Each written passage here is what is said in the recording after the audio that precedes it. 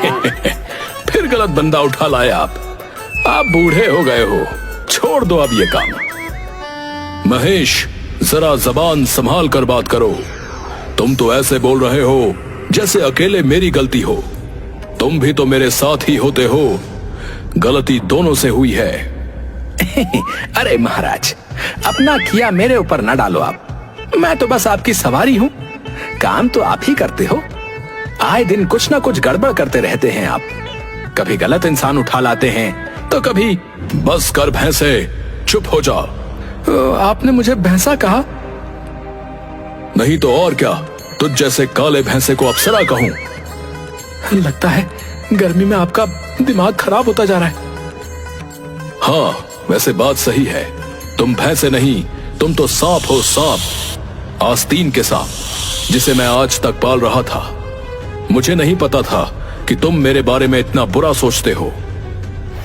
और आप तो मेरे बारे में जैसे बड़ा अच्छा बोल रहे हो, है ना? यमलोक में हंगामा मचा हुआ था। यमराज और महेश आपस में जोर जोर से बहस कर रहे थे। तभी चित्रगुप्त वहां आ गए। अरे क्या हो गया महाराज? चित्रगुप्त, ये महेश मुझे बार बार ताने मार रहा है और कह रहा है कि मैं गलतियां कर रहा हूं। हाँ, तो इसमें गलत क्या है? अरे महाराज, आप शांति से बैठकर बात करिए। लड़ाई झगड़ा किसी का भला नहीं करता। चित्रगुप्त, आप तो ऐसे बोल रहे हैं जैसे ये सारी गलती मेरी ही है। महाराज, मैं तो बस ये कह रहा हूं कि थोड़ा शांत हो जाइए। महेश, तुम भी समझो। नहीं, ये ज्यादा हो गया है। अब और नहीं सहा जाता। महाराज का काम मुझसे अब और नहीं हो सकता। अरे महेश, तुम ऐसे कैसे जा सकते हो? यमराज का वाहन कौन बनेगा? अब आप बन जाइए। महेश, तुम सचमुच पगला गए हो। जाने दो इस भैंसे को, किसी और को पकड़ लाएंगे। ठीक है महाराज। चित्रगुप्त ने घोषणा की कि यमलोक में नए वाहन के लिए ऑडिशन होगा। ये सुनते ही यमलोक में खलबली मच गई। ऑडिशन हुआ और उसमें अलग अलग नमूने भैंसे आने लगे। महाराज, मेरा नाम है चटर मटर। आप मुझे ही चुनिए। मैं ना बहुत ताकतवर हूँ। मैं दिन रात काम कर सकता हूँ। मुझे कोई थकान नहीं होती। मैं बहुत तेज दौड़ सकता हूँ और मुझे खाना भी बहुत पसंद है महाराज। और उससे भी ज्यादा बोलना बहुत ही पसंद है महाराज। चुप हो जाओ चटर मटर, तुम तो एक दिन में मेरा दिमाग खराब कर दोगे। चलो भागो यहां से। महाराज, मैं हूं गिरधर। मैं बहुत फुर्तीला हूं। देखिए मैं कैसे दौड़ता हूं। गिरधर, तुम्हें तो अपने पैरों पर खड़ा रहना भी नहीं आता। तुम कैसे यमराज जी की सवारी बन पाओगे? क्या बात है, यहाँ तो बहुत अच्छी नींद आएगी। जाओ अपने घर जाके सो जाओ, यहाँ मनहूसियत मत फैलाओ। बहुत सारे नमूनों के बाद अंत में एक समझदार और शांत भैंसा आया जिसका नाम था नंदू। महाराज, मैं आपकी सभी जरूरतों को पूरा कर सकता हूँ। नंदू, तुम बहुत समझदार लगते हो। अब तुम ही मेरे नए वाहन बनोगे। चलो काम पर लगते हैं। ये मेरा सौभाग्य है महाराज। और इस तरह यमराज को उनका नया वाहन मिल गया। यमलोक में सबने नए भैंसे का स्वागत किया। अगले दिन यमराज ने अपने नए वाहन के साथ पहली बार किसी की जान निकालने का निर्णय लिया। नंदू, आज हमें एक व्यक्ति के प्राण हरने हैं। ध्यान रखना, कोई त्रुटि नहीं होनी चाहिए, क्योंकि वो एक जादूगर है, जादूगर संजीव। महाराज, आप चिंता मत कीजिए, सब कुछ ठीक होगा।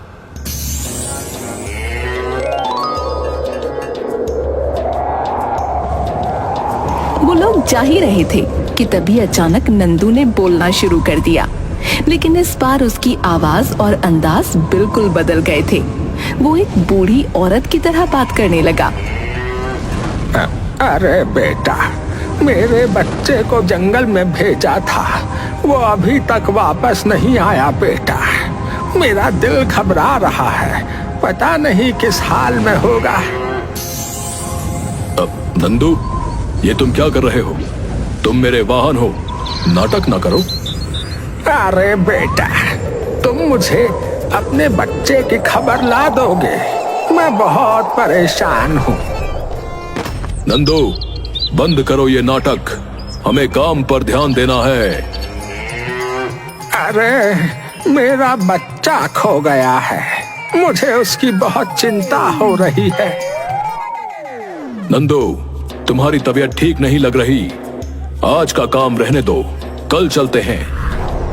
उस दिन यमराज बिना किसी की जान निकाले यमलोक लौट आए और सीधे चित्रगुप्त के पास गए। चित्रगुप्त जी, ये नंदू बहुत अजीब है। बीच रास्ते में अचानक एक बूढ़ी औरत की तरह बात करने लगा। मुझे उस जादूगर की जान निकाले बिना ही वापस आना पड़ा। अब महाराज थोड़ा रुकिए, मैं इस भैंसे का बायोडेटा चेक करता हूँ। चित्रगुप्त ने तेजी से अपने कागजात खंगाले और नंदू का बायोडाटा निकाला। कुछ पढ़ने के बाद उन्होंने यमराज की ओर देखा। महाराज, ये भैंसा मल्टी पर्सनैलिटी डिसऑर्डर का शिकार है। इसकी कई पर्सनैलिटीज हैं और ये किसी भी समय बदल सकती हैं। क्या? मुझे ये पहले क्यों नहीं बताया गया? मुझे इंसानों की जान लेने जाना है और अब मेरे पास वाहन भी नहीं है। महाराज, आई एम सॉरी, लेकिन अब 2 दिन की छुट्टी हो चुकी है और नया वाहन इतनी जल्दी मिलना मुश्किल है महाराज। हाँ, आप बस सॉरी बोलिए और मैं इस भैंसे रूपी बुढ़िया को झेलूं। Please please please. अच्छा, ठीक है चित्रगुप्त जी, मैं कोशिश करूंगा। अगले दिन यमराज ने फिर से धरती लोक पर जाने का फैसला किया। इस बार जैसे ही उन्होंने नंदू पर सवारी की, नंदू ने एक बूढ़े आदमी की तरह बात करना शुरू कर दिया। अरे भाई, मेरी पेंशन क्यों रोक दी? कितनी बार बैंक के चक्कर काटूं? नंदू, ये तुम क्या कर रहे हो? हमें काम पर ध्यान देना है। तुम बैंक के कर्मचारी हो ना? मेरी पेंशन का क्या हुआ? हाँ, तुम्हारी पेंशन मिल जाएगी। फिलहाल चुप रहो और मुझे अपना काम करने दो। धरती लोक पर पहुंचने के बाद यमराज ने जैसे तैसे जादूगर संजीव की आत्मा निकाली और नंदू के साथ वापस लौटने लगे। लेकिन नंदू फिर से बूढ़े की तरह बात करने लगा। तुम्हारी वजह से मेरी पेंशन रुकी हुई है, मैं तुम्हें नहीं छोड़ूंगा। नंदू, अब ये सब बंद करो, हमें वापस यमलोक जाना है। नहीं, आज मैं तुम्हें सबक सिखाऊंगा। इतना कहकर नंदू यमराज को मारने लगा और इस दौरान यमराज के हाथ से जादूगर की आत्मा निकल गई और वापस वो आत्मा अपने शरीर में पहुंच गई।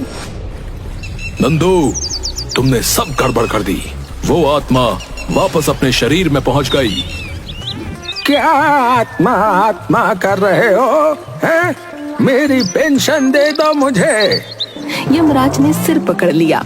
वो फौरन वापस यमलोक पहुंचे और चित्रगुप्त से मिले। गुस्से में उन्होंने पूरी बात चित्रगुप्त को बताई। चित्रगुप्त जी, नंदू ने फिर से सब कुछ बिगाड़ दिया। वो बूढ़े की तरह बात कर रहा था और मुझे बैंक का कर्मचारी समझकर मारने की कोशिश कर रहा था।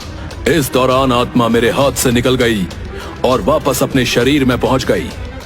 डेडलाइन निकले 2 दिन हो गए और वो जादूगर अभी भी जिंदा है। महाराज, ये तो बड़ी गड़बड़ है। मेरा सुझाव है कि आप महिष को वापस अपना वाहन बना लें। वो ज्यादा भरोसेमंद था। नहीं, कभी नहीं। मैं उस घमंडी महिष को कभी वापस नहीं लूंगा। महाराज, मुझे समझ है कि आप दोनों की कैट फाइट हुई है, लेकिन कैट फाइट? हम दोनों क्या स्कूल गर्ल्स हैं जो हमारी कैट फाइट होगी? अरे भावनाएं समझिए महाराज। नहीं, मैं अपने निर्णय पर अड़ा हूं और अड़ा रहूंगा। फिलहाल नंदू ही मेरा वाहन रहेगा। अंदर ही अंदर यमराज को महेश की याद सता रही थी, क्योंकि महेश के साथ काम करना आसान था और वो भरोसेमंद भी था, लेकिन उनकी ईगो ने उन्हें रोक रखा था। अगले दिन यमराज फिर से नंदू के साथ चले, क्योंकि उन्हें जादूगर संजीव की जान निकालनी थी। लेकिन नंदू ने फिर से अजीब व्यवहार करना शुरू कर दिया। यमराज जी, आप बहुत नालायक स्टूडेंट हैं। आपको बिल्कुल भी होश नहीं है, न क्लास में ध्यान देते हैं और न होमवर्क करते हैं। जाइए, अपनी मम्मी को बुला कर लाइए। नंदू, ये तुम क्या कर रहे हो? हमें अपना काम करना है। चुप रहो बदमाश, आज तुम्हारी सजा का दिन है। तुम्हें सबक सिखाना पड़ेगा। अरे यार, तुम्हें क्या हो गया है? मैं तुम्हारा छात्र नहीं हूं। तुम्हारा छात्र चित्रगुप्त है, उनसे मिलकर ये बातें करना। अच्छा बेटा, अब झूठ भी बोलने लगे हो? नंदू यमराज के कान पकड़कर खींचने लगा, जिससे यमराज बच्चे की तरह छटपटाने लगे। कान पकड़ो और उधर खड़े हो जाओ। तुम्हें डिसिप्लिन की जरूरत है। नहीं रुको, तुम जितने शरारती हो तो उस हिसाब से खाली कान पकड़ने से काम नहीं चलेगा। चलो, उठक बैठक लगाओ, चलो। यमराज का सब्र जवाब दे गया। वो नंदू की हरकतों से बहुत परेशान हो चुके थे। बस, बहुत हुआ। मेरी नजरों से दूर हो जाओ, वरना तुझे भैंसे से मरियल बछड़ा बना दूंगा। इतना कहकर यमराज ने नंदू को जोर से एक लात मारी और उसे भगा दिया। अब बहुत हो गया। अब मुझे सच में महेश की याद आ रही है। यमराज बहुत परेशान होकर चित्रगुप्त के पास पहुंचे और रुआंसे होकर बोले, चित्रगुप्त जी, अब मुझसे और नहीं सहा जा रहा। नंदू ने मेरी जिंदगी नर्क बना दी है। महाराज, मैंने पहले ही कहा था कि महेश को वापस ले आइए। वो आपका सच्चा साथी है। जाइए, उसे मनाकर ले आइए। अब ठीक है, जाता हूँ। यमराज महेश के पास पहुंचे और उसे देखते ही कर गले लगा लिया। अब महेश, मुझे माफ कर दो। मैंने तुम्हें बहुत मिस किया है। महाराज, मैं भी आपको बहुत मिस कर रहा था महाराज। आई लव यू महाराज। अच्छा, बस, ये थोड़ा ज्यादा हो गया। ठीक है। यमराज और महेश के बीच का ये इमोशनल सीन यमलोक वासियों के लिए बहुत ही अजीब और मजेदार था। महाराज, अब आप मुझे फिर से काला भैंसा या सांप वगैरह तो नहीं कहोगे ना? नहीं महेश, अब मैं तुम्हें अप्सरा ही कहूंगा। और तुम मुझे बूढ़ा तो नहीं कहोगे ना? नहीं, बिल्कुल नहीं। अब मैं आपको डूड कहूंगा। Cool dude. दोनों हंसने लगे और फिर यमराज ने महेश को वापस अपनी सवारी बना लिया। यमराज और महेश फौरन जादूगर संजीव की आत्मा निकालने पहुंचे। इस बार सब कुछ सही रहा और उन्होंने संजीव की आत्मा निकाल ली।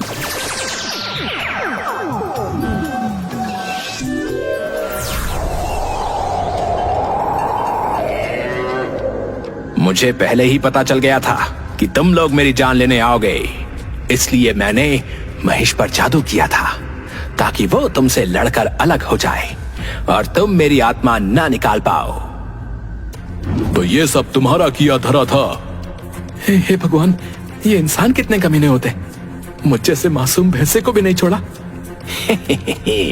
मैं अपने काम में काफी हद तक कामयाब भी हुआ, लेकिन तुम्हारी और महेश की दोस्ती ने आखिरकार मेरे जादू को तोड़ दिया। ये सुनकर यमराज और महेश का गुस्सा 7वें आसमान पर पहुंच गया। वो दोनों संजीव को पीटने लगे। ये ले जादू, और ले, मजा आ रहा है? और जादू ले, और ले, मजा आ रहा है? आ रहा है मजा? और जादू ले। महेश, इसकी खोपड़ी पर लात मारो। जिसमें यह खुराफाती आइडिया आया था। अरे अरे रुको, अरे मुझे मत मारो। रुकिए महाराज, उसे मत मारिए, उसका ऑलरेडी नर्क का टिकट कटा हुआ है। ये सुनकर यमराज ने जादूगर संजीव के आखिरी मुक्का मारा और कहा, जा नर्क में जाकर सड़, और हाँ याद रख, यम है हम। इस तरह यमलोक का माहौल पहले जैसा हो गया और चित्रगुप्त ने चैन की सांस ली।